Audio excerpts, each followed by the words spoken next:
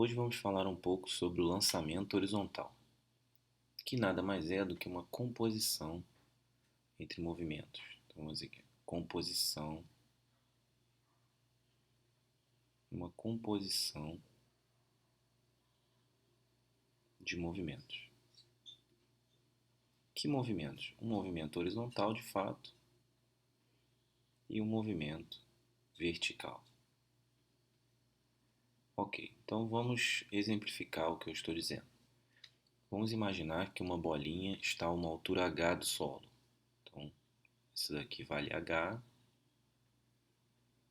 e que ela é arremessada para a direita horizontalmente com uma velocidade v.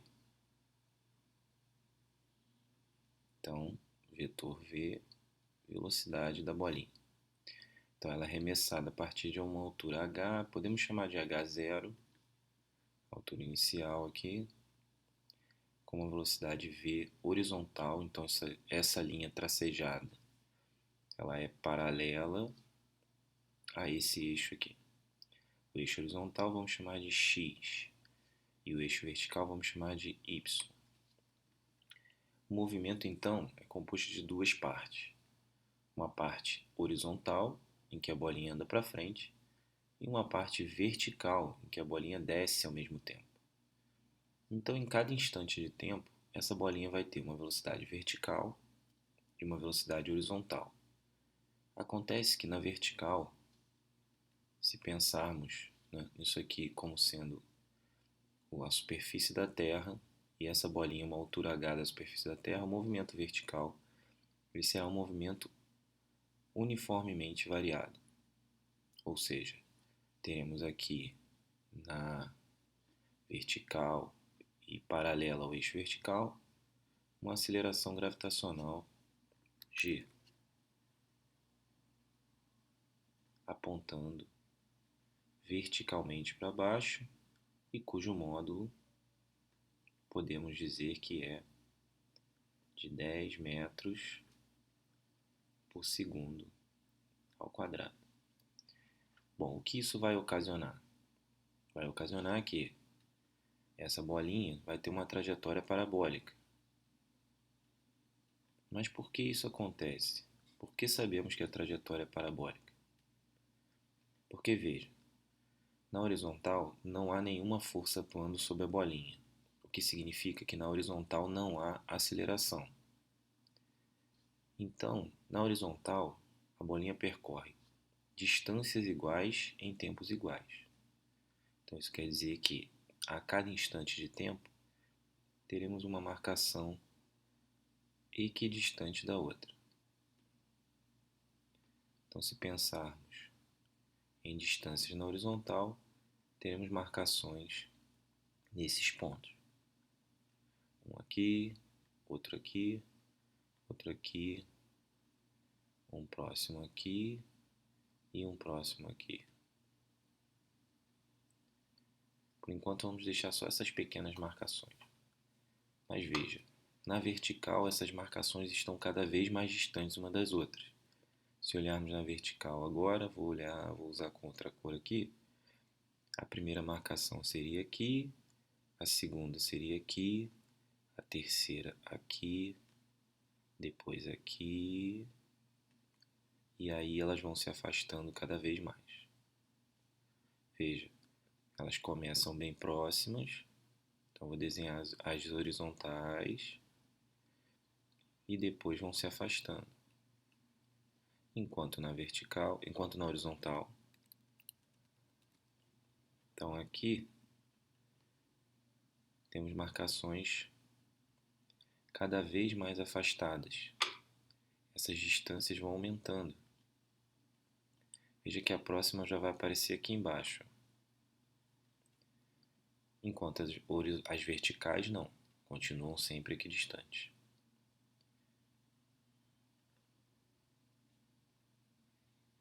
Bom, o que podemos verificar então com isso? Que a cada instante de tempo a bolinha tem uma velocidade horizontal que é constante. Então aqui, pensando na bolinha, em cada posição teríamos o seguinte.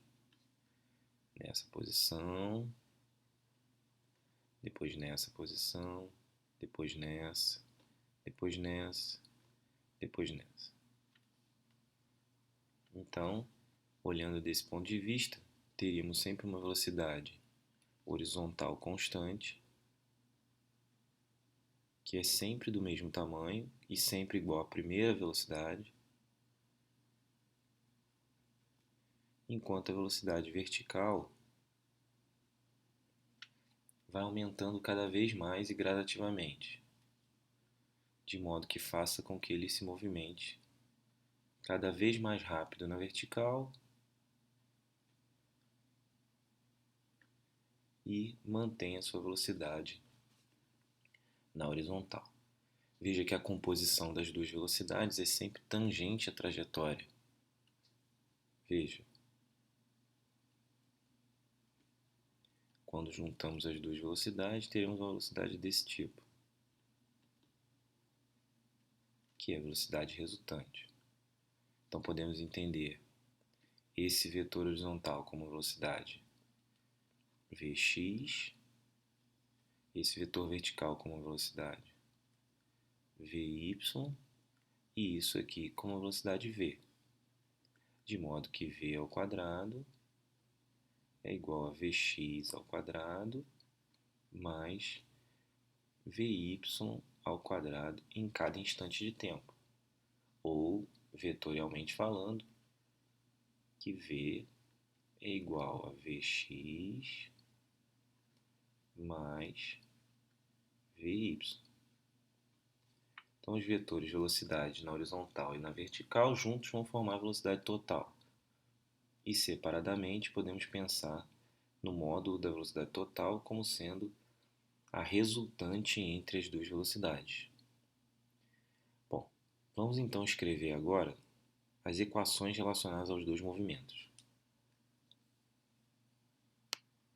Vamos supor, primeiro, o movimento horizontal. Já sabemos que ele é um movimento uniforme. Podemos dizer ainda que ele é retilíneo e uniforme, já que não há nenhum tipo de aceleração na horizontal. Então, movimento retilíneo uniforme. Isso significa que se escrevermos todas as equações em termos de x, o espaço será x igual a x0 mais vx vezes t. A velocidade Vx é uma constante. Vamos escrever assim, Ct é constante. E a aceleração Ax não existe, é zero. Então isso nos dá as equações em termos do movimento horizontal. Já o movimento vertical, temos o movimento uniformemente variado e retilíneo também. Retilíneo, uniformemente variado. E agora, escrevendo as equações, para o espaço teremos. Para o espaço teremos y igual a y0 mais v0y vezes t mais ay, no caso vou chamar de a, t ao quadrado sobre 2. Além disso, a velocidade no eixo y, Vy, será v0y mais a aceleração no eixo y, que eu vou chamar de a, vezes t, e a aceleração no eixo y, que eu vou chamar de ay, é igual a a. Esse a, lembre-se que ele pode ser mais g ou menos g.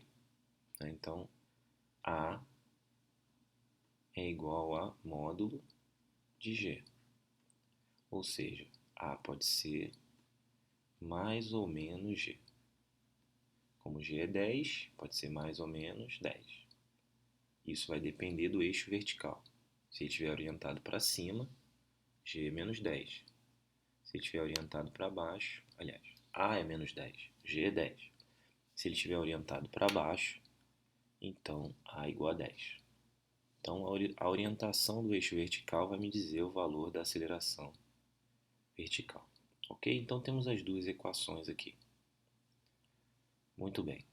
Pronto. A partir daí, podemos resolver um exemplo e verificar como isso tudo acontece. Vamos imaginar que temos um carrinho sobre uma mesa de 80 centímetros. Então, vamos pensar aqui num carrinho sobre uma mesa de 80 centímetros.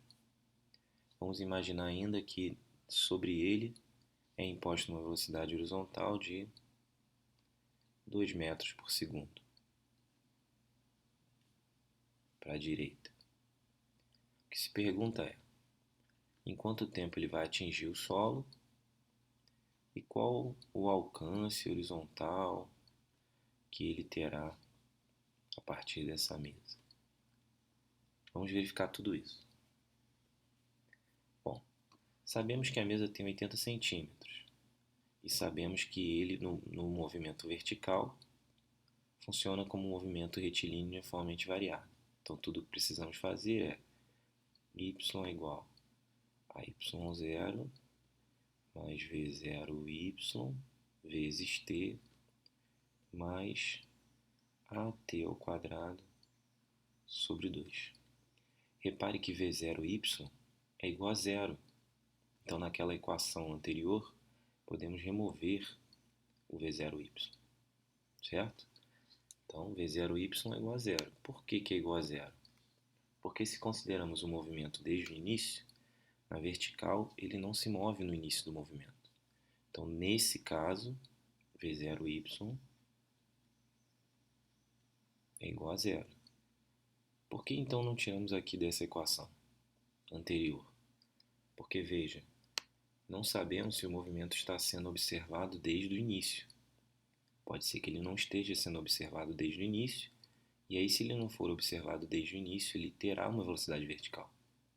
Então é importante lembrar que o movimento vertical ele tem essa parcela, mas se ele for lançado horizontalmente e o movimento for considerado a partir de t0 igual a zero, então teremos v0y igual a zero, e aí essa parcela e essa parcela saem da equação. Além disso, lembre-se que temos a equação de Torricelli também. Então, vy ao quadrado é igual a v0y ao quadrado mais 2a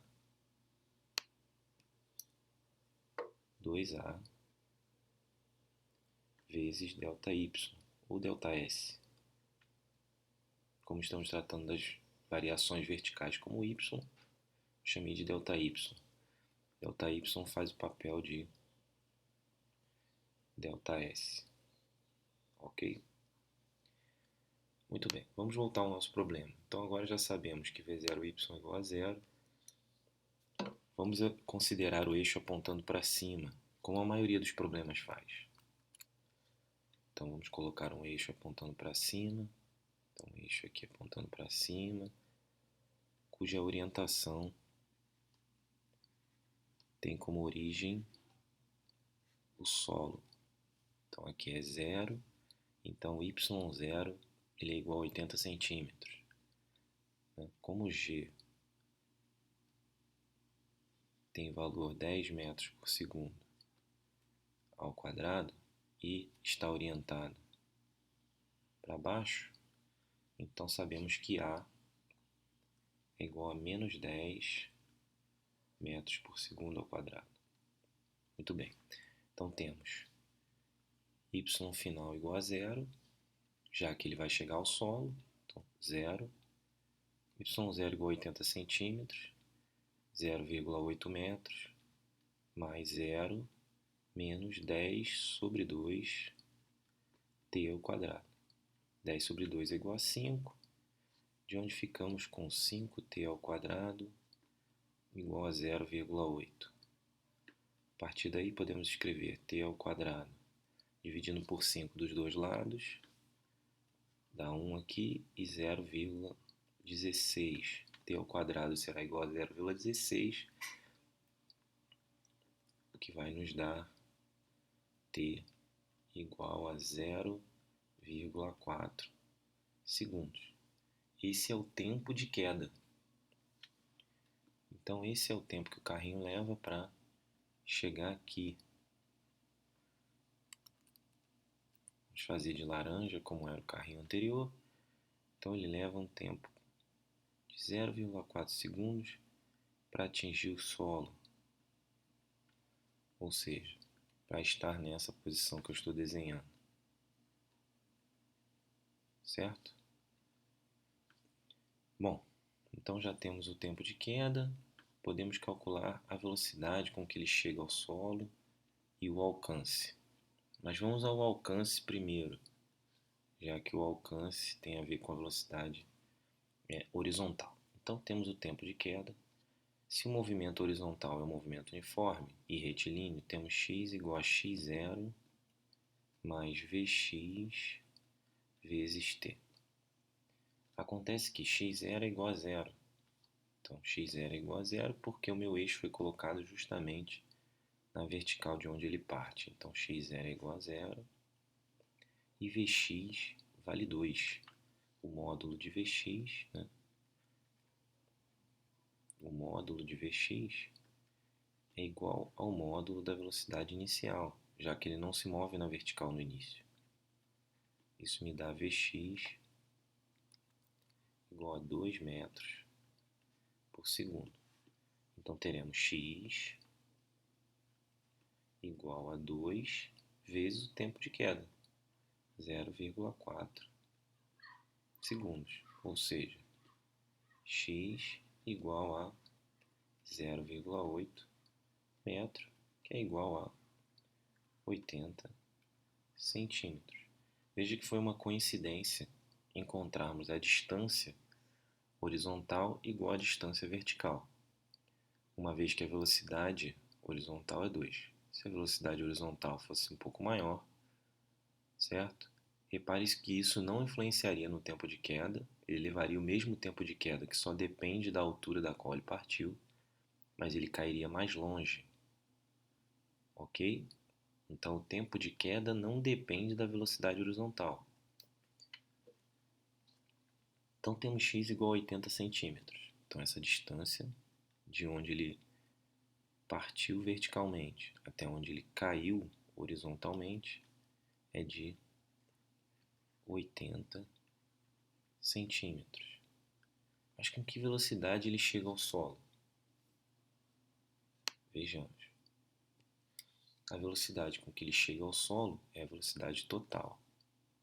A velocidade total é v ao quadrado igual a vx ao quadrado mais vy ao quadrado.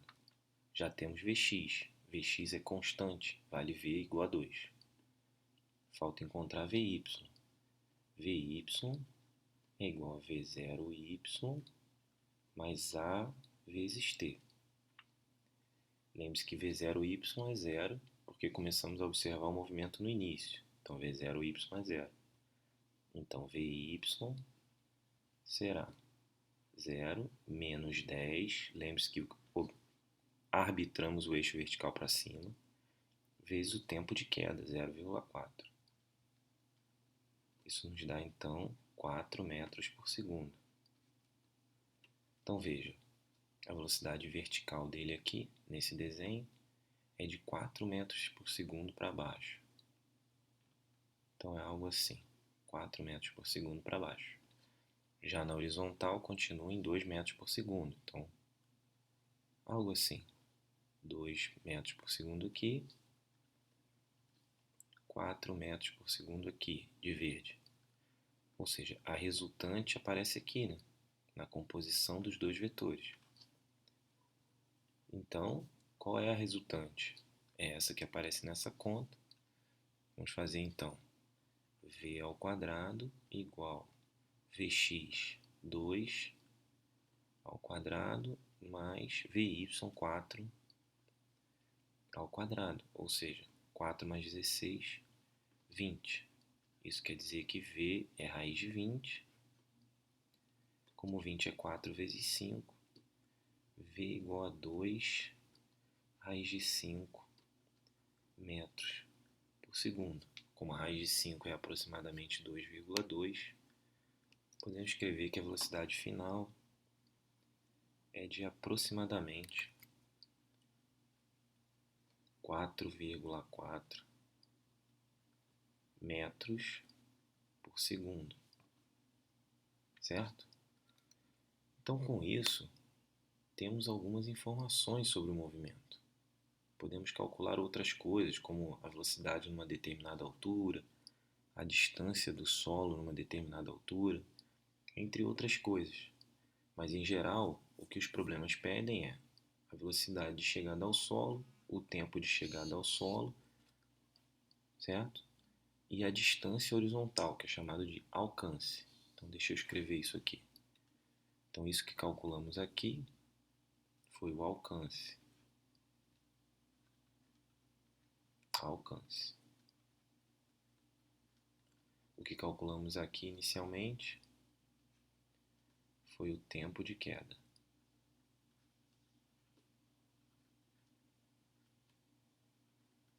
E o que calculamos por fim foi a velocidade final, a velocidade com que ele chega ao solo. Então essa foi a velocidade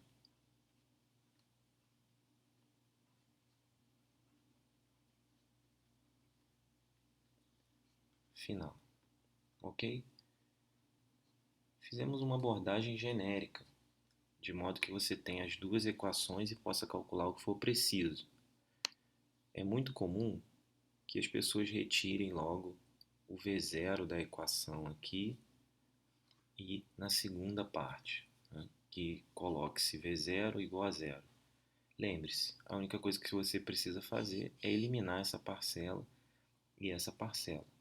Então, se você considera que V0 é igual a zero, ok. Você terá, então, justamente a equação que aparece na maioria dos livros. Outra coisa que você pode fazer, que não faremos aqui nesse vídeo, é você pode pegar a equação de x no eixo horizontal, essa equação, e comparar com essa equação em termos de t. Isole o t nessa equação, substitua aqui. Você vai chegar a uma equação de y em função de x que corresponde a uma parábola, que é justamente a forma do movimento, ou seja, a trajetória do objeto. Não faremos isso agora, porque nosso intuito é apresentar o movimento e mostrar alguns exemplos, ou nesse caso, um exemplo envolvendo o problema. Mas você pode fazer isso ou verificar aqui em vídeos posteriores, ok? Até o próximo vídeo, eu espero que tenham gostado, eu fico por aqui. Tchau!